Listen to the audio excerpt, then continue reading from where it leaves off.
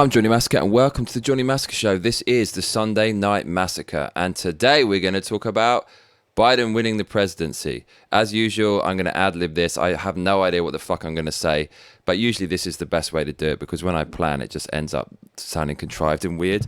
So what is going on this beautiful Sunday? So it looks like Biden's won the presidency. I keep seeing major news outlets confirm that.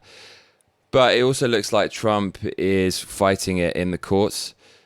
But yeah, it doesn't look good for Trump, really. So the interesting thing is there's so many examples of fraud fucking everywhere. It's insane. The amount of things out there on Twitter is just shocking. And it's all against Democrats. There's not one example of any fraud from any Republicans.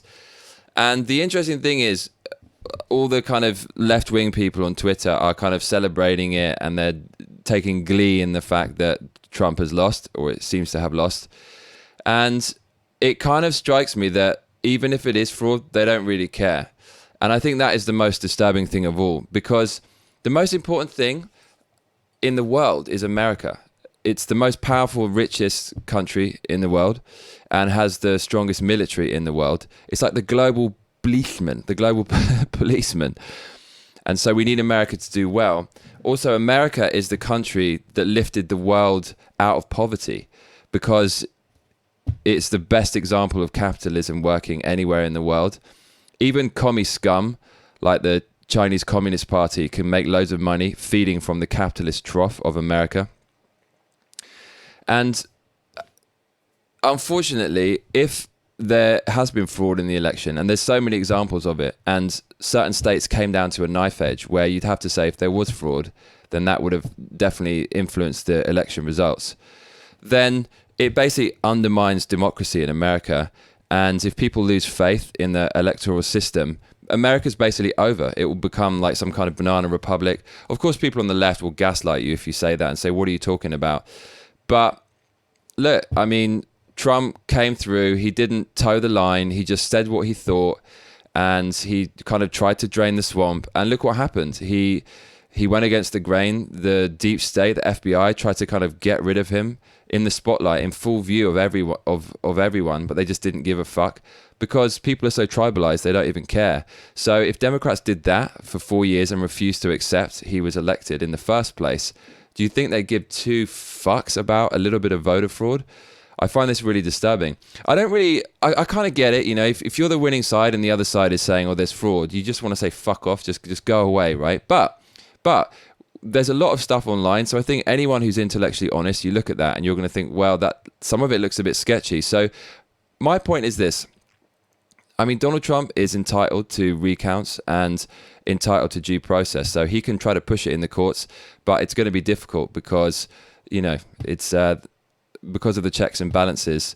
Certain states, for example, certain counties, the governors and stuff are trying to block Trump and what he's trying to do and trying to find out if it was fraudulent or not. But I'm losing my train of thought now. But basically, yeah, it's what I wanted to say was if Democrats are just happy to try to subvert Trump and get rid of him for 4 years, they're not going to give a fuck about fraud.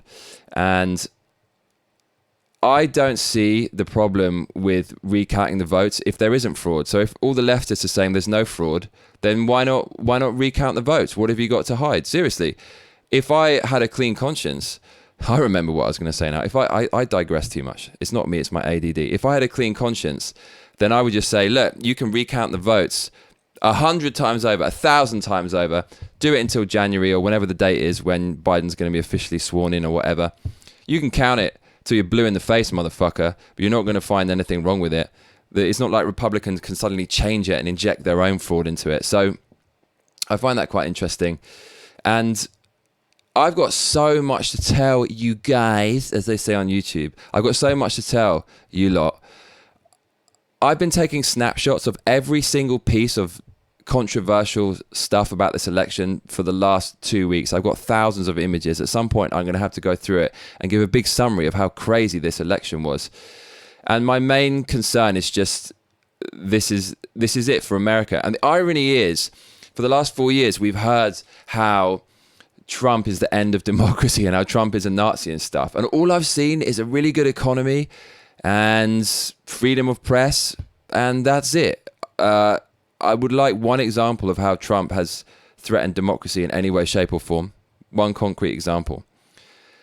But the left have talked about removing Trump from Twitter for ages. It's a very dangerous precedent to set. I mean, that's like something that China would do, right? Any dissidents are just silenced immediately and censored. And it's weird because the left, there's all this, it's obvious they want to pack the courts, and they're saying we can never let this happen again. We can never let someone like Trump come in again.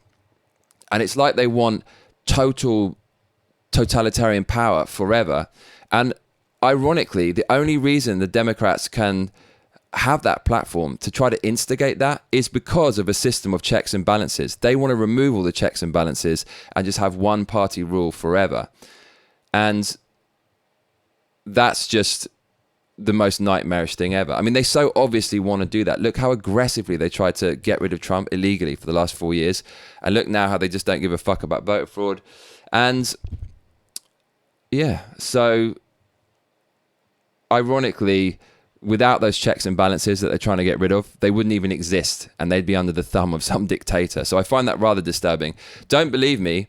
Well, let's read AOC's tweet after it appears Biden won the presidency. She says, is anyone archiving these Trump sycophants for when they try to, or sycophants, for when they try to downplay or deny their complicity in the future? I foresee decent probability of many deleted tweets, writings, photos in the future. So she's saying anyone who supported Trump, which is 70 million people in America this year, they should be considered for retrospective punishment, much like in North Korea or in China, where if you say anything against the leading party, they'll gaslight you and say you're an evil person and how dare you be a dissident, and then you'll be punished for it. She then followed up and said, lol at the party of personal responsibility being upset at the idea of being responsible for their behavior over the last 4 years. So she's saying the 70 million people who voted for Trump, they need to be responsible for their behavior. So that sounds like some kind of communist re-education camp. And this is a prominent American politician who has a massive following. It's so weird how the idea pathogen of Marxism has kind of become popular in the freest country in the world. It's like we have so few problems and suffering is so integral to personal development. We're just trying to find new ingenious ways to make ourselves suffer. Unfortunately, we're going to make a lot of other people suffer going down that path. So all that shit's pretty interesting. And yeah, that's pretty much all I wanted to say today, just to kind of say what's going on. It looks like Biden's going to win the presidency, and the voter fraud is looks like it's just getting swept under the carpet. I've got a lot more to tell you, as I said, my thoughts on Biden and all this stuff you can look forward to. I mean, Biden, it's weird because Republicans basically won back the Senate and they're probably going to gain seats in the House, and that goes totally at odds with Biden winning. Like, how can the Republicans do so well in that regard and then do so badly on the election? It looks so sketchy. And it's going to be an interesting 4 years, that's for sure. Anyways, rambling now. I've been Johnny Massacre, and I tell you what, mate, you better be back for the next episode. Otherwise, I'll be coming round your house. Make sure to like and subscribe and hit that notification bell, because that is what all those other cunts tell you to do. Laters.